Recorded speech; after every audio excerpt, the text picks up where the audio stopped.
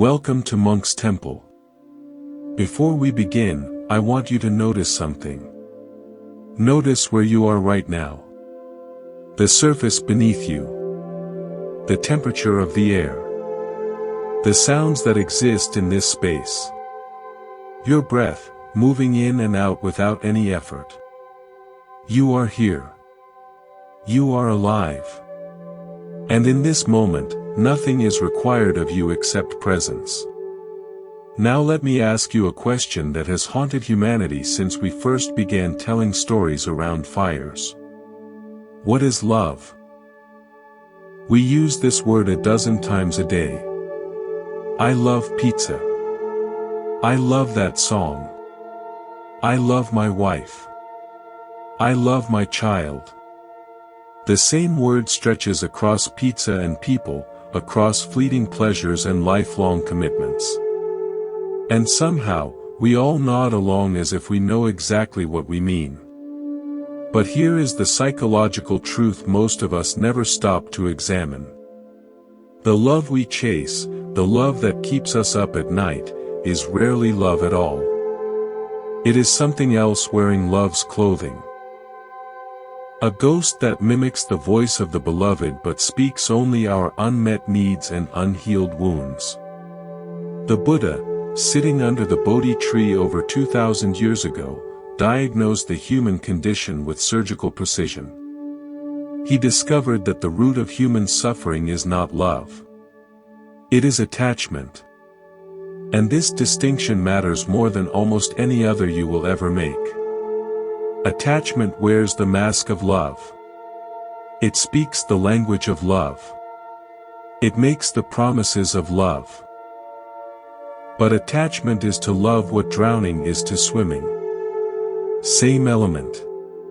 Opposite experience. Attachment says, I need you to be happy.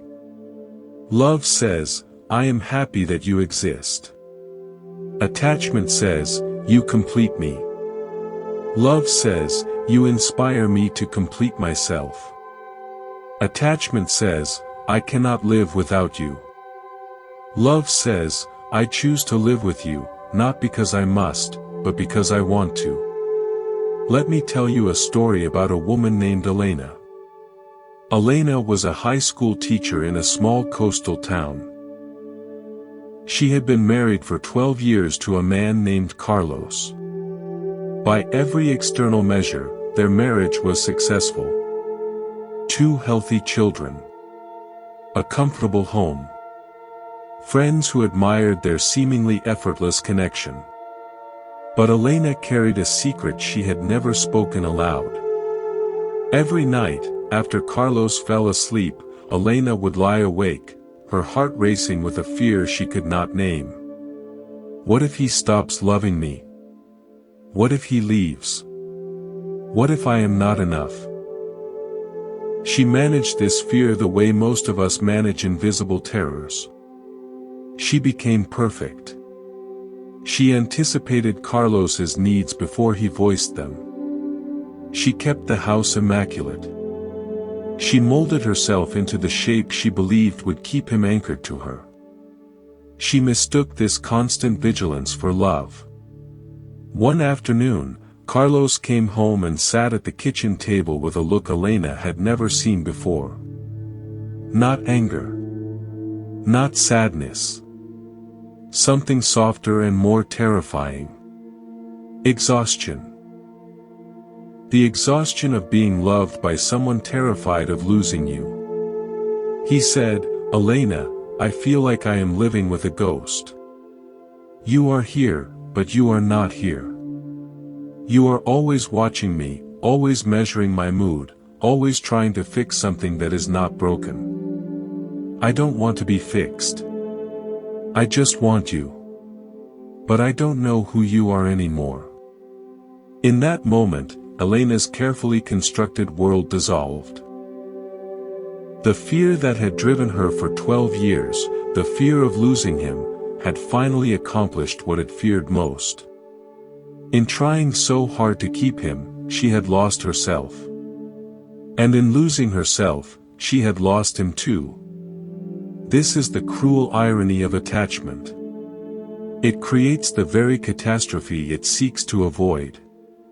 The hand that clings too tightly strangles what it holds. If this story resonates with you, if you have ever caught yourself performing love rather than living it, I invite you to subscribe to Monk's Temple. This is a space where we explore these questions together, where we learn to love without clinging. Just click the subscribe button below. Elena and Carlos did not end their marriage that day. What happened was both more painful and more hopeful. They began the long work of untangling attachment from love. Elena started seeing a therapist who specialized in attachment theory. She learned that her constant fear of abandonment was not a sign of deep love. It was a wound from her own childhood, from a father who left when she was 7. She had spent her adult life trying to prevent that 7-year-old girl from being hurt again. But that girl was not in danger anymore. She was a grown woman, safe in a stable marriage, projecting her past onto her present. Carlos had his own work to do. He had to learn to stop resenting Elena's fear and start seeing it with compassion. He had to learn that his own withdrawal, his habit of going silent when he felt smothered, was its own kind of attachment. Attachment to his freedom. Attachment to not being needed. They had to build a new kind of love. A love that could hold two separate people with their separate wounds, without demanding that the other person heal them. A love that could tolerate the terrifying truth that every relationship ends, either in parting or in death, and that the only way to truly love is to love in full awareness of this impermanence. The Buddha called this awareness. He said that the root of suffering is not the pain of loss itself. It is our refusal to accept that loss is inevitable. We suffer because we try to build permanent houses on shifting ground. And yet, it is only when we fully accept impermanence that we become capable of real love. When you know that this moment with this person will never come again, you stop taking it for granted. You show up, fully, now. You love, fully, now. Not because you have conquered impermanence, but because you have made peace with it. There is a Zen story about a monk chased by a tiger to the edge of a cliff. With the tiger behind him, he looked down and saw another tiger below, waiting for him to fall. The only thing within reach was a small strawberry plant growing from a crack in the cliff face. He reached out, picked the strawberry, and ate it. And it was the most delicious strawberry he had ever tasted. This is the secret attachment cannot understand. The strawberry is not less sweet because the tigers are real. It is more sweet. Love is not diminished by the knowledge of loss. It is intensified by it. The people we love are not ours to keep. They are ours to cherish, for as long as we are given to cherish them. And that is enough. That has always been enough. Let us move deeper now. Let us talk about emptiness. Not the scary emptiness. Not the void that swallows everything. A different kind. The kind a cup has before it is filled with tea. The kind a room has before furniture arrives. The kind a canvas has before the first stroke of paint. The Buddha spoke of this emptiness. He called it sunyata. For centuries, people have misunderstood it. They hear emptiness and think nothingness. They hear emptiness and think despair. But sunyata is not despair. It is possibility. It is the recognition that nothing has a fixed, permanent existence. Everything arises in dependence on everything else. And this includes you. This includes everyone we have ever loved. Before your mind rebels, stay with me. I am not saying you do not exist. You are here. You are breathing. That is real. But the version of you that you believe yourself to be, the solid, unchanging self you carry from moment to moment, that self is a construction. It is a story you tell yourself. And like all stories, it can be rewritten. Here is a story about a man named David. David was a musician. He played guitar in a band that toured small clubs. He loved music with a passion bordering on religious. But David had a problem. He could not write songs anymore. For 3 years, he sat with his guitar and nothing came. The well had run dry. And David, like most of us when our wells run dry, panicked. He started to believe he was no longer a musician. That the music had left him forever. One night, after a show where he played someone else's songs, he sat alone in a diner. A woman slid into the booth across from him. She was older, maybe 70, with eyes that seemed to see more than they should. She said, "You look like a man who has lost something important." David laughed without humor. "I lost my music." The woman nodded slowly. "And where did you keep it?" David opened his mouth to answer and realized he had no answer. Where did he keep his music? In his hands? In his head? He had always assumed it was inside him somewhere, a solid thing, a possession. But now that it was gone, he realized he had never known where it lived. The woman continued. "When I was young, I believed love was something I possessed.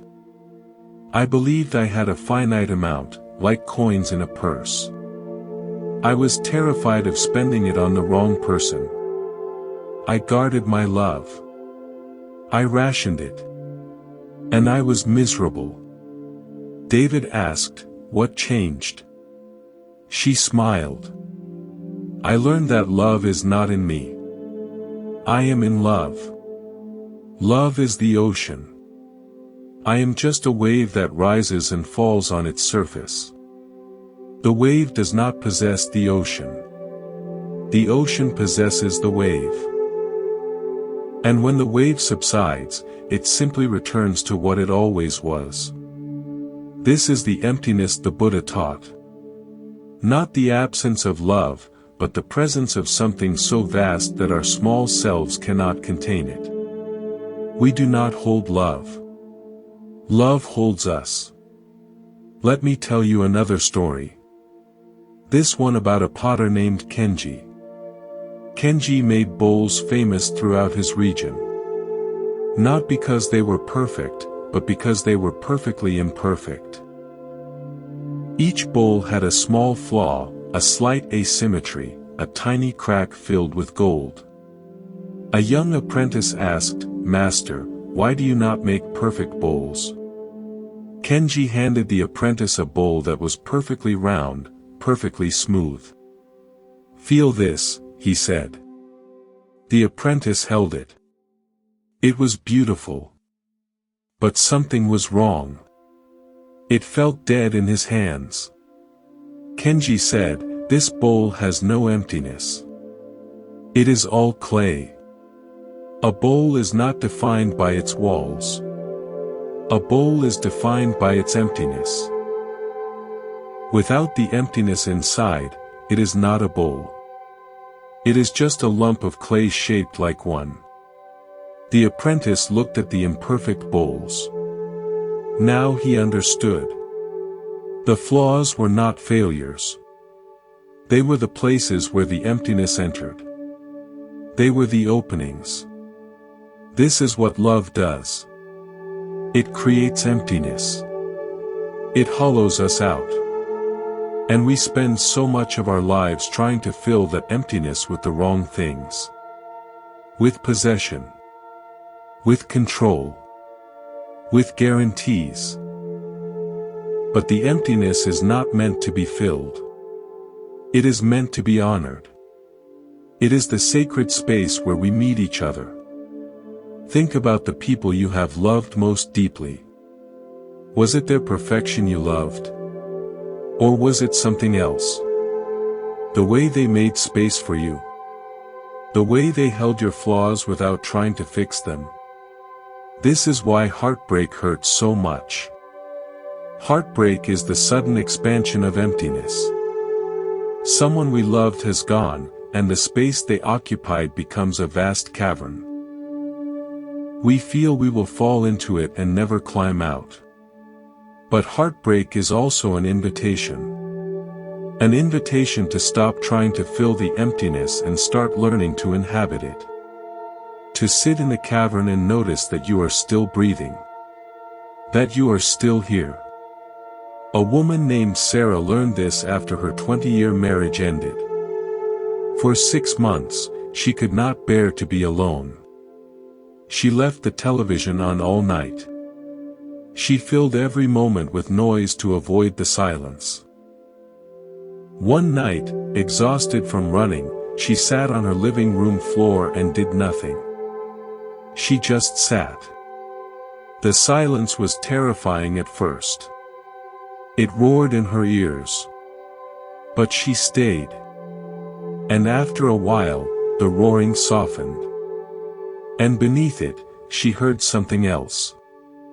A quiet hum. A presence. Not of someone else. Of herself. She had been so busy filling her life with other people that she had never noticed she was there too. This is the work. To learn to sit in our own emptiness without panicking. To learn that we are not the clay, but the space the clay shapes. To learn that love is not something we possess, but something that possesses us. Something vast and ancient that has been here long before we arrived and will remain long after we leave. And in that learning, something shifts. We stop grasping. We stop clinging. We stop performing. And we start, for the first time, to actually love.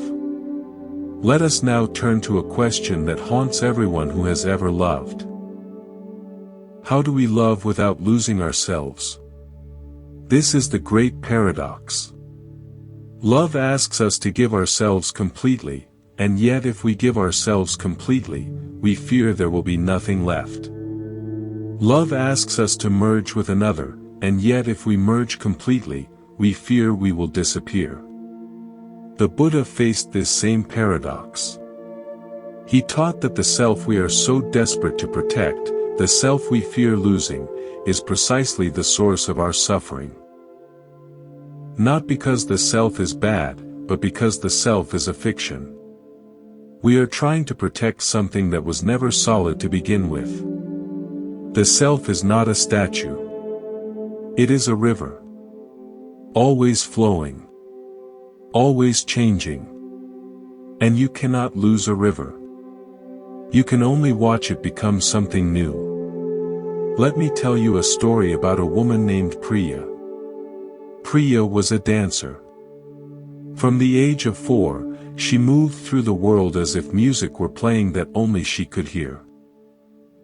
She studied Bharatanatyam, an ancient Indian dance form, for 20 years. When she danced, she disappeared. Not in a bad way. In the way a candle flame disappears into the sunrise. Not gone. Just no longer separate. She became the dance. But Priya had a problem. She fell in love with a man named Marcus who had never seen her dance. He loved her for other reasons. Her laugh. Her kindness. The way she listened when he spoke about his work. The way she remembered small details about his day. And Priya, for the first time in her life, felt torn. The part of her that disappeared into dance, the part that was most alive, felt invisible to Marcus. And so she began to hide it. She danced less. She talked about dance less. She stopped going to performances because they took time away from him. She tried to become the woman Marcus saw, rather than the woman she was. This is the bargain so many of us make. We trade our wholeness for connection. We trim ourselves down to fit into someone else's idea of love. We silence the parts of ourselves that might be too much, too strange, too different. And then we wonder why we feel empty even when we are with them. We wonder why love, which promised to complete us, feels like a cage. One evening, Marcus came home to find Priya crying in the kitchen. Not the quiet crying of someone who wants to hide it. The loud, messy crying of someone who can no longer hold it together. He asked what was wrong, and she told him everything.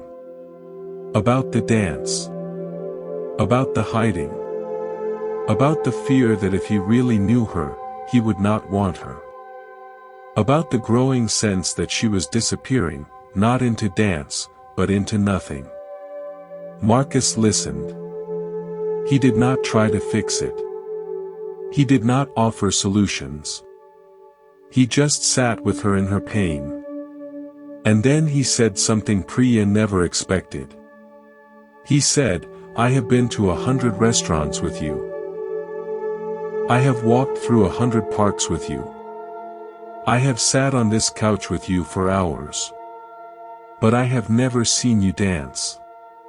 Will you dance for me now?" Priya was terrified. More terrified than she had been at her first recital at age 7. More terrified than she had been at her debut performance in front of 500 people. Because this was not a performance.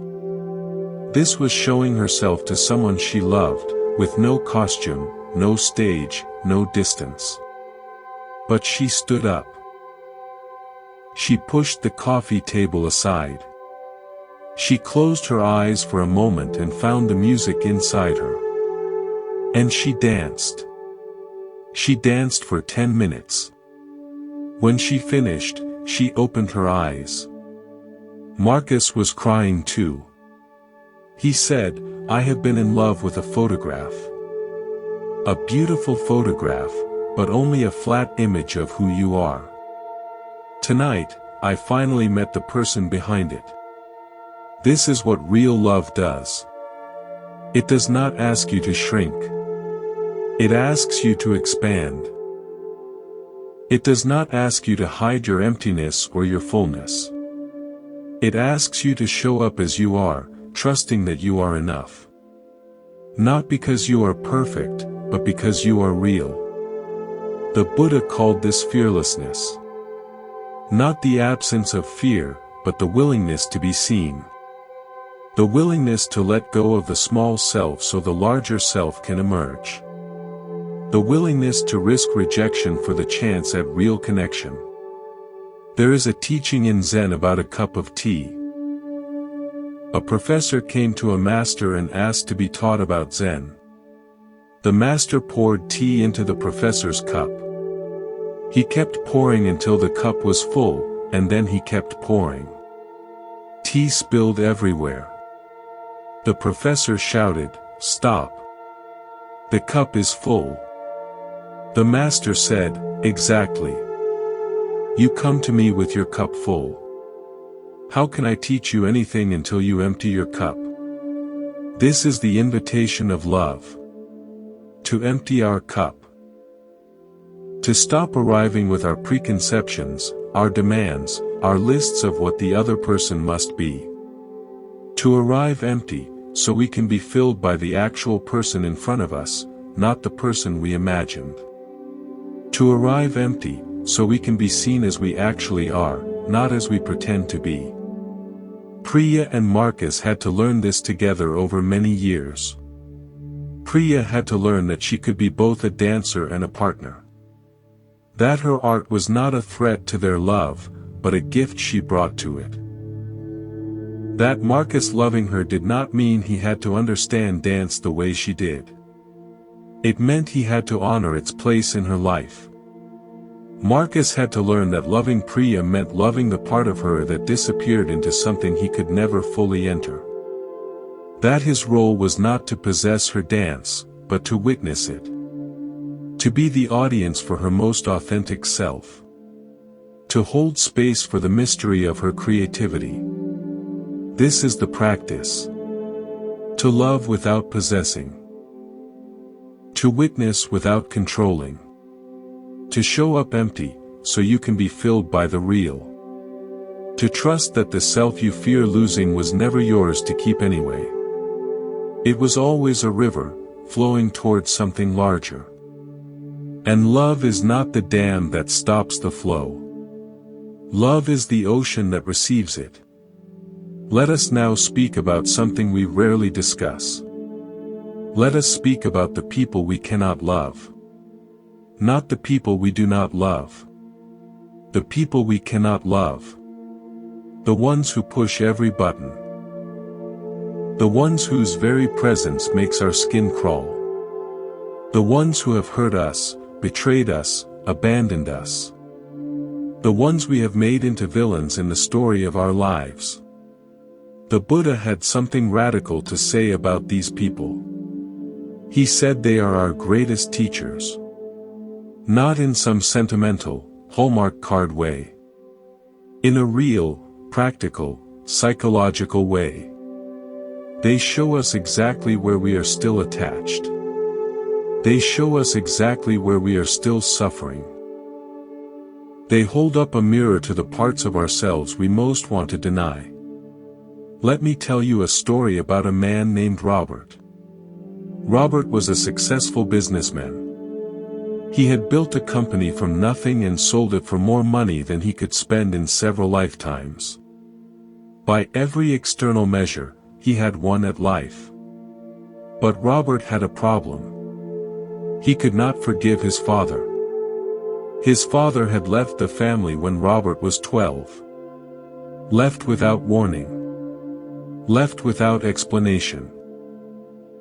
Left Robert to be the man of the house, to take care of his mother and younger sister, to grow up overnight.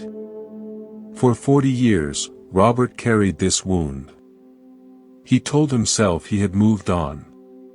He told himself he did not care. But the wound festered beneath the surface, affecting every relationship, every decision, every moment of peace he tried to claim. When his father died, Robert did not attend the funeral. He told himself it was because he had nothing to say to a dead man. But the truth was simpler and more painful. He could not bear to stand over that grave and feel nothing. Because feeling nothing would mean the wound had won. It would mean his father had taken everything, even the right to grieve. A few months after the funeral, Robert found himself at a meditation retreat. Not because he wanted to be there. Because his daughter had begged him to go. She said, "Dad, you are dying inside. I can see it. Please try this." The retreat was silent. 10 days of not speaking, not reading, not writing, not making eye contact. Just sitting with his own mind. For Robert, a man who had spent his life in motion, it was torture. His mind raced. It replayed every injustice. It plotted revenge against people who had long forgotten him. It rehearsed conversations that would never happen. And then, on the 5th day, something shifted. The teacher gave instructions for a loving-kindness meditation. Send wishes of goodwill to yourself, the teacher said. Then to a loved one. Then to a neutral person. Then to a difficult person. Robert almost laughed. Send goodwill to his father. The man who had abandoned him. The man who had stolen his childhood. Impossible. But he tried. He sat with the impossibility. He brought his father's face to mind. And immediately, a wall went up. A wall of rage so thick he could not see through it. The teacher's voice came again. If you cannot send goodwill, just notice the resistance. Just notice where you are closed. That is enough. So Robert noticed. He noticed the tightness in his chest, the heat in his face, the clenched jaw. He noticed that 40 years later, his father still had power over him. Still could make his body react. Still could steal his peace. And in that noticing, something cracked. Not forgiveness. Not yet. But the beginning of something. The recognition that his rage was not hurting his father. His father was dead. His rage was hurting Robert. It was a poison he had been drinking for 40 years, expecting someone else to die. This is the psychological insight at the heart of the Buddha's teaching. Holding on to anger is like grasping a hot coal with the intention of throwing it at someone else. You are the one who gets burned. Robert began, very slowly, to examine his anger. Not to let it go. Just to look at it. He saw that beneath the anger was grief. Beneath the grief was a 12-year-old boy who still could not understand why his father left. Beneath that was love. A love that had nowhere to go. A love that had turned to stone. He sat with that 12-year-old boy. He let him be sad. He let him be confused. He let him be angry. And then, for the first time, he let him be loved. Not by his father. By himself. By the 60-year-old man who could finally be the father that 12-year-old never had. This is the work. Not forgiving the unforgivable because it is easy. Forgiving because the alternative is to carry the hot coal forever. Not reconciling with those who hurt us. Sometimes that is not possible or safe. But making peace with the fact that they hurt us. Releasing them from the prison of our resentment, not because they deserve freedom, but because we do. The Buddha said that holding on to anger is like building a house for someone who left long ago. You are the only one living in it. The person who hurt you has moved on. They are living their life. They may not even remember what they did. But you are still there, in that house, keeping the rooms ready for someone who will never return. Robert eventually did something he never expected. He drove to his father's grave. He stood there for a long time. He did not forgive. He did not have magical words. He just stood. And then he said, out loud, I am done carrying you. You can rest here. I am going home. This is what love looks like when it meets the impossible. Not a Hallmark moment. Not a tearful reunion. Just a quiet decision to stop letting the past rent space in the present. Just a choice to reclaim the energy that has been locked in resentment for decades. Just a whisper to yourself and to the universe, I am done. I choose peace. Let us now turn to something beautiful. Let us talk about the people we love easily.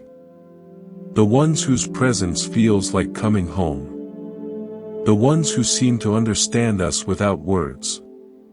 We call them soulmates. Kindred spirits. We build stories about destiny and cosmic connection. And yet, the Buddha would ask us to look deeper. Because easy love has its own traps. Its own illusions. its own ways of binding us without our knowledge. Let me tell you a story about two sisters. Their names were Layla and Mona. They were born 14 months apart and were inseparable. They finished each other's sentences. They had secret languages. They could communicate with a single glance. Their parents called them two bodies with one soul. As adults, they lived in different cities but spoke every day. Layla was the first person Mona called when she got engaged. Mona was the first person Layla called when she got her dream job. Their connection felt eternal, unbreakable, blessed. And then it shattered. It shattered over something small. A misunderstanding about a family gathering. A date that got confused. An invitation that was assumed but never explicitly sent. Small things. The kind of things that should not matter between people who love each other. But they did matter. Because beneath the small thing was a lifetime of unspoken expectations. A lifetime of assuming the other would always understand, and therefore never having to explain. Layla felt hurt. Mona felt attacked. Words were said. Harsh words. Words that could not be taken back. And then silence. A week. A month. A year. Both women spent that year in agony. They missed each other. They dreamed about each other. They picked up the phone 100 times and put it down again. Pride. Fear. The terrible math of who should apologize first. This is the trap of easy love. We assume it is strong enough to survive anything, so we do not tend it. We assume the other person knows we love them, so we stop showing them. We assume they will always be there, so we take them for granted. And then, when the crack appears, we are shocked. How could this happen to us? We were special. The Buddha taught that all conditioned things are impermanent. All of them. The difficult relationships and the easy ones. Everything that is born will die. Everything that comes together will come apart. This is not pessimism. It is simply the truth. Ignoring it does not make it less true. It just makes us less prepared. Layla and Mona's story could have ended there. But something intervened. Their mother got sick. Sick enough that both women had to come home to help. They arrived on the same day. They saw each other in the kitchen. The silence was unbearable. Layla spoke first. She said, "I do not even remember what we were fighting about." Mona started to cry.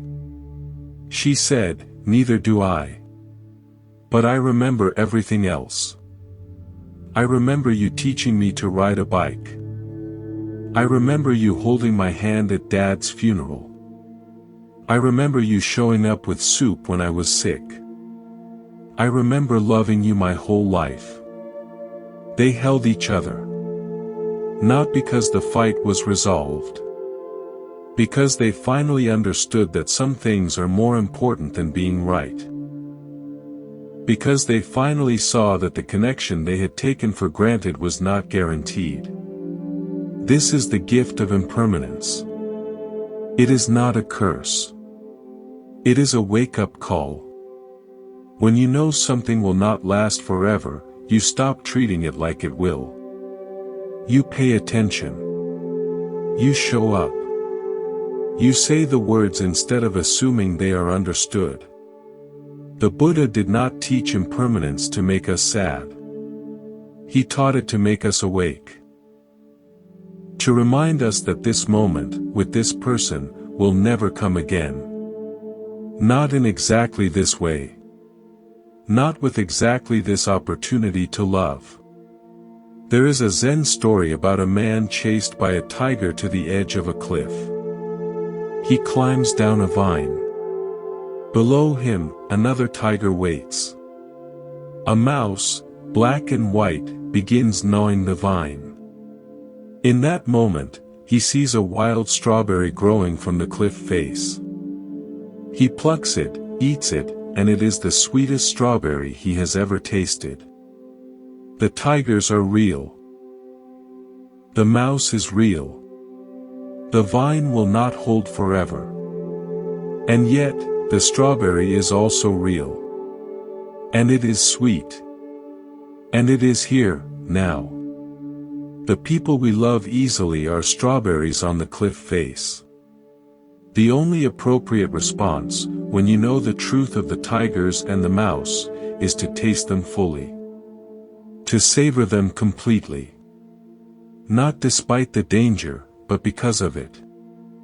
Layla and Mona did not go back to the way things were. They could not. But what emerged was stronger than before. Not because it was unbreakable. Because it knew it could break. Because it had broken and been repaired. Because both women now understood that love is not something you have. It is something you do. Every day. Every moment. So here is the invitation. Look at the people you love easily. The ones you take for granted. The ones you assume will always be there. When did you last really see them? When did you last really listen? When did you last show them, not just tell them, that they matter? The tigers are coming. The mouse is gnawing. The vine will not hold forever. But right now, there is a strawberry. And it is sweet. Taste it. Let us now speak about a word that makes most of us uncomfortable. Let us speak about need. We live in a culture that worships independence. We admire the self-made person, the one who needs no one, the lone wolf who walks alone. We teach our children to be strong, to stand on their own 2 feet, to never be dependent. And then we wonder why so many of us feel isolated, disconnected, alone. The Buddha had a different perspective. He taught that independence is an illusion. No one is self-made. No one stands alone. We are all dependent on countless others for every single moment of our existence. The food we eat was grown by farmers we will never meet. The clothes we wear were sewn by hands in distant countries. The air we breathe is made breathable by trees and oceans and ecosystems we did not create. We are not independent. We are interdependent. We always have been. We always will be. Let me tell you a story about a man named James. James was proud of his independence. He had left home at 17, put himself through college, built a successful career as an engineer. He owned his home, his car, his business. He answered to no one. He needed no one. Or so he believed. Then James had a heart attack. Not a massive one, but serious enough to land him in the hospital for a week. For the first time in 30 years, James could not take care of himself. He could not drive. He could not cook. He could not even shower without assistance. His daughter, Sophia, flew in from across the country. She stayed in his house, cooked his meals, drove him to appointments, sat with him through the long afternoons. James was grateful, but he was also uncomfortable. Deeply uncomfortable.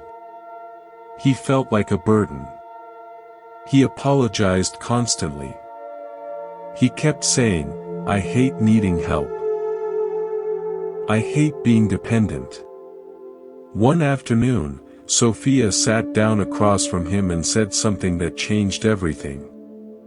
She said, "Dad, do you remember when I was 8 years old and I broke my leg?" James nodded. "Of course." She said, "You carried me everywhere for 6 weeks. You carried me to the car, to the doctor, up the stairs, to the bathroom. You never complained. You never made me feel like a burden. Do you know why?" James was quiet. She continued. "You carried me because you loved me. And carrying me was not a burden. It was a privilege. It was how you showed your love. And now, I am carrying you. Not because you are a burden. Because I love you. And this is how I show it. You are not taking anything from me. You are giving me the chance to give back." James started to cry. Not sad tears. Something else. Tears of release. Tears of recognition. He had spent his whole life believing that needing someone was a weakness. But in that moment, he saw the truth. Needing someone is not weakness. It is the foundation of all human connection. We are born needing. We live needing. We die needing. And the only question is whether we will meet each other's needs with love or with resentment. This is the psychological insight the Buddha embodied. He did not teach that we should have no needs. He taught that we should understand the nature of our needs. He taught that the deepest human need is not for food or shelter or even safety. The deepest human need is for connection. For belonging. For love. And here is the paradox. The more we pretend we do not need love, the more desperate our need becomes. It goes underground. It operates in the shadows. It drives our behavior without our knowledge. We become people who push others away while secretly longing to be held.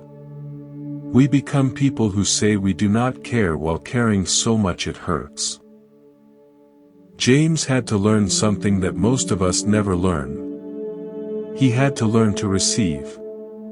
Receiving is harder than giving for many of us. Giving makes us feel powerful. Receiving makes us feel vulnerable. But love requires both. Love is a circle. If all you do is give, you are not loving. You are performing. You are controlling. You are making sure you never have to be the one who needs. The Buddha's path is sometimes called the middle way. Not too much. Not too little. Not the extreme of pretending we need nothing. Not the extreme of clinging so hard we smother what we love. The middle way is interdependence. Knowing that we need others. Knowing that others need us. And meeting in that space of mutual need with openness and generosity. James eventually recovered. He went back to his life, his work, his routines. But something had shifted. He no longer saw his independence as a wall. He saw it as a gift that existed only because others had given to him. He started calling his daughter just to talk, not because he needed something. He started accepting invitations from friends he had always declined. He started letting people in. The last time I heard about James, he was volunteering at a community center, teaching basic engineering skills to teenagers. Someone asked him why he did it. He said, "Because I spent 50 years thinking I was self-made. I finally figured out that I was made by everyone who ever helped me." Now I am just trying to help make someone else. This is the secret. We are all made by love. Every one of us. The question is not whether we will need. The question is whether we will let ourselves be needed in return. Let us now turn to something most of us spend our lives running from. Let us talk about solitude. Not loneliness. Loneliness is the ache of missing others. Solitude is something different. Solitude is the capacity to be with yourself, fully, without distraction, without escape. Solitude is the ground from which all real love grows. And yet, in our hyper-connected world, solitude has become almost impossible. We have forgotten how to be alone. The Buddha spent 6 years alone before his enlightenment. 6 years in forests, in mountains, in caves. Not because he hated people. Because he understood something essential. You cannot love another until you have learned to love yourself. And you cannot learn to love yourself in the middle of a crowd. You have to retreat. You have to listen. You have to sit with the parts of yourself you most want to avoid. Let me tell you a story about a woman named Carmen. Carmen was a therapist. She spent her days helping others navigate their inner worlds. She was good at her job, compassionate and skilled. But Carmen had a secret. She could not be alone. Her apartment was always filled with noise. The television played constantly, even when she was not watching. Her phone was always within reach, always checked, always available. She filled every moment with input, with connection, with distraction. When her friends asked why she never just sat quietly, she laughed and said she was too busy. But the truth was simpler and more painful. Carmen was afraid of what she might find if she stopped moving. Afraid of the silence. Afraid of the voice that might speak in that silence. One winter, Carmen's job sent her to a week-long conference in a remote mountain town. The conference was cancelled on the first day due to a blizzard. Carmen was stuck. Alone. In a small cabin.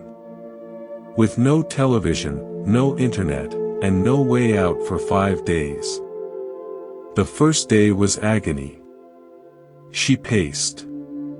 She checked her phone 100 times even though there was no signal. She rearranged the furniture. She read 3 magazines cover to cover. By evening, she was exhausted but still unable to sit still. The second day, something shifted. Not because she wanted it to. Because she had run out of distractions. She sat in a chair by the window and watched the snow fall. 4 hours. At first, her mind raced. It listed all the things she was missing. It replayed old conversations. It worried about the future. But gradually, the snow began to slow her mind. The quiet, steady falling of flakes seemed to seep into her. On the third day, Carmen did something she had not done in years. She cried.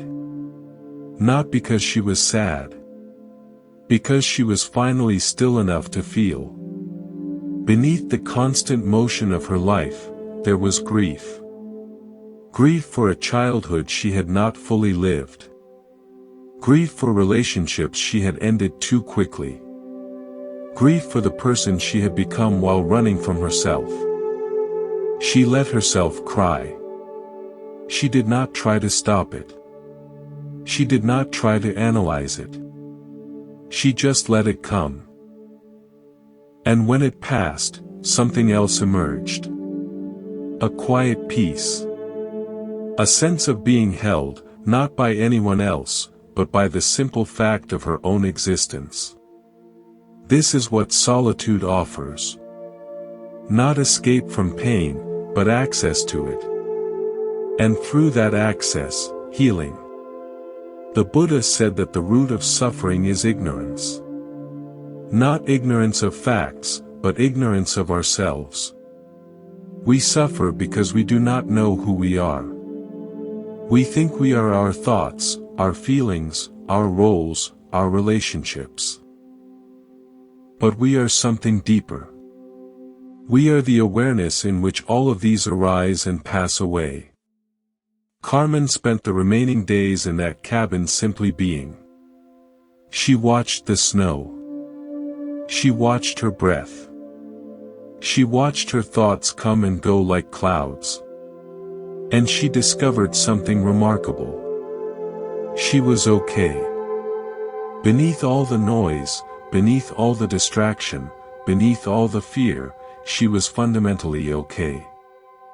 Not perfect. Not finished. But okay. When she returned home, her friends noticed a change. She was quieter. More present. Less frantic. One friend asked what had happened in the mountains. Carmen smiled and said, "I met someone I had been avoiding for 30 years. We finally made peace." This is the foundation of real love. Not the desperate need for another person to fill your emptiness. But the deep contentment of knowing you are whole, even when alone. When you know this, you stop using love as a medicine for your loneliness. You start offering love as a gift from your fullness. The Buddha did not teach that relationships are bad. He taught that relationships built on need, on clinging, on the desperate hope that another will save us, are doomed to fail. But relationships built on the solid ground of two people who have made peace with themselves, who can be alone without being lonely, who come together not because they need each other but because they choose each other, these relationships have a chance. Carmen eventually started a new relationship. Not because she was desperate for one. Because she met someone who also knew how to be alone. They spent their first few months together not in constant contact, but in a rhythm of connection and retreat. They would spend time together, then separate to their own spaces, then come back together. Each reunion was fresh because they had not lost themselves in the other. This is the paradox. The more comfortable you are alone, the more you have to offer in relationship. The less you need another person, the more you can actually love them. Not as a solution to your problems, but as a companion on your journey. Let us now speak about something that confuses almost everyone who encounters it. Let us talk about detachment. When people hear the word detachment, they often think it means not caring. They imagine a monk sitting on a mountain, indifferent to the suffering of the world, unmoved by love, untouched by loss. This is a misunderstanding. A complete misunderstanding. Detachment, in the Buddhist sense, has nothing to do with not caring. It has everything to do with caring without clinging. It is the difference between holding a bird in your hand and holding it in a cage. In your hand, the bird is free to leave at any moment. And yet, if you are gentle, if you are present, the bird may choose to stay. In a cage, the bird cannot leave. But it also cannot truly be with you. It is a prisoner. And prisoners do not love their jailers. Let me tell you a story about a man named Andre. Andre was a gardener. Not a professional gardener, but a man who loved plants with a passion that bordered on the mystical. His small backyard was a jungle of flowers, vegetables, herbs, and trees. He knew each plant by name, by history, by personality. He talked to them. He sang to them. He loved them. André had a favorite plant. A rose bush that his grandmother had given him 30 years ago, a cutting from her own garden. This rose bush was more than a plant to André. It was a connection to his past, to his grandmother, to his childhood. He tended it with obsessive care. He protected it from pests. He watered it precisely. He talked to it for hours. One summer, a disease swept through the neighborhood gardens. It attacked roses. André did everything he could to save his grandmother's bush. He researched treatments. He consulted experts. He stayed up at night spraying it with remedies. But the disease progressed. The leaves yellowed. The stems withered. The roses stopped blooming. André was devastated. He stopped eating. He stopped sleeping. He stopped tending his other plants. His entire garden began to suffer because he could not let go of one. A friend came to visit and found André sitting in the dirt beside the dying rose bush, crying. The friend sat with him for a long time in silence. Then she said something simple. She said, "André, you are not loving this rose bush. You are clinging to it. There is a difference." André looked up, confused. "What do you mean?" "I love it more than anything." She said, "Love would accept that this rose bush is dying. Love would thank it for 30 years of beauty. Love would let it go peacefully. But you cannot do that. You are fighting a battle you cannot win. And in fighting it, you are neglecting everything else that is still alive. This is the wisdom of detachment. It is not about not loving. It is about loving so purely that you can let go when letting go is what love requires. The Buddha taught that attachment is the root of suffering. Not love. Attachment. Attachment is the refusal to accept reality. Attachment is the demand that things be other than they are. Attachment is the clenched fist. Love is the open hand. André eventually did the hardest thing he had ever done. He thanked the rose bush. He apologized for trying to force it to stay. He told it he would always carry its beauty in his heart. And then he gently pulled it from the ground. He did not replace it immediately. He let the space remain empty for a while. And in that emptiness, he felt something unexpected. Not loss. Gratitude. Gratitude for what had been. Gratitude for the 30 years. Gratitude for the lesson the rose bush had taught him in its dying. The next spring, André planted a new rose bush in the same spot. Not as a replacement. As in continuation. He loved this new bush too, but differently. He loved it without the weight of desperate clinging. He loved it knowing it too would one day die.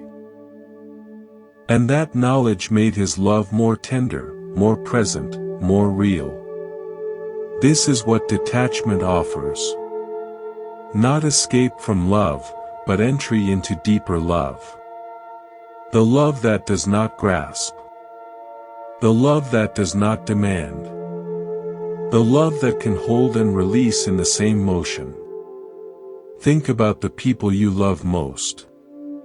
Are you holding them in your hand or in a cage? Are you loving them as they are, or as you need them to be? Are you willing to let them go if that is what their life requires? These are hard questions. They are meant to be hard. Because real love is hard. It is harder than possession. It is harder than control.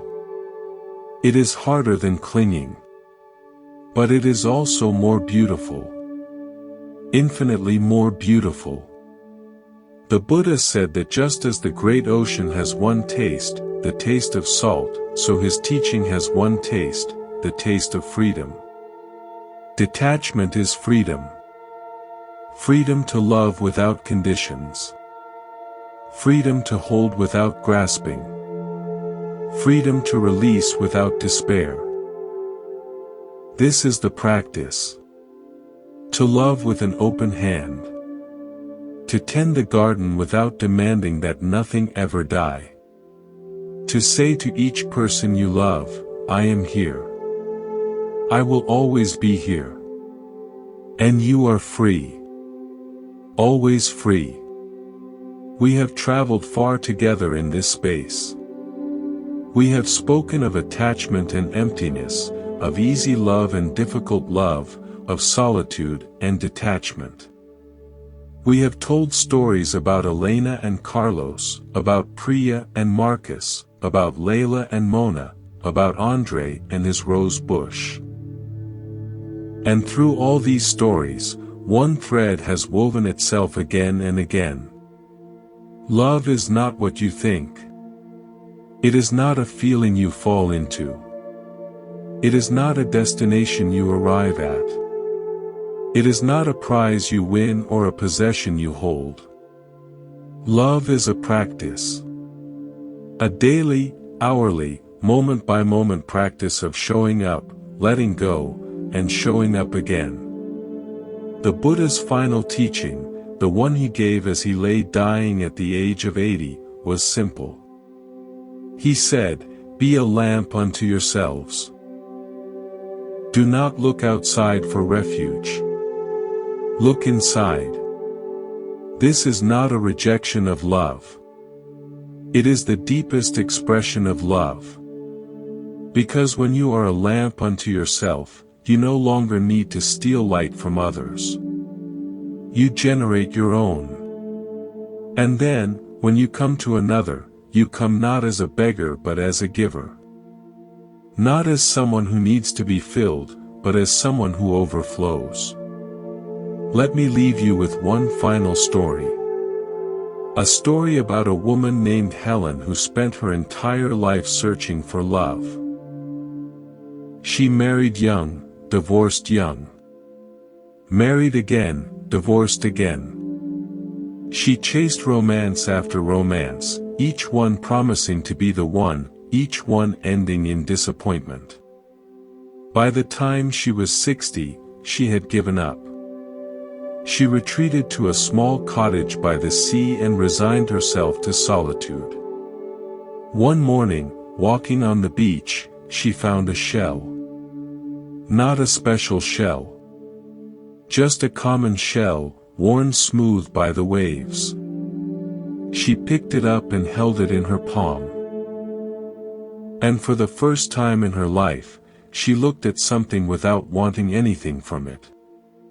She did not want to sell it. She did not want to show it to anyone. She did not want it to love her back. She just held it. And in that holding, she felt something she had never felt before. Peace. She looked up at the ocean. The vast, endless ocean. And she understood. She had spent her life looking for love in drops of water when she was surrounded by the sea.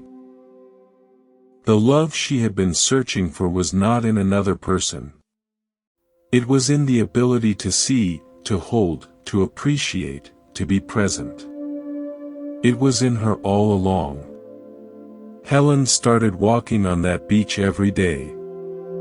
She collected nothing. She sought nothing. She just walked and looked and breathed. And in that simple practice, She became the most loving person her grandchildren had ever known. Not because she did anything special. Because she had finally learned to be fully present. And presence is the only gift love has ever needed. So here is my final invitation to you. Stop searching for love as if it were lost. Start practicing love as if it were a language you are learning to speak. Show up. Pay attention. Let go. Forgive. Receive. Be still. Love is not out there waiting to be found. Love is here, in this breath, in this moment, in this heart. And it always has been. Thank you for being here, in this space, at this time. This is Monk's Temple, and we are always with you. Go in peace.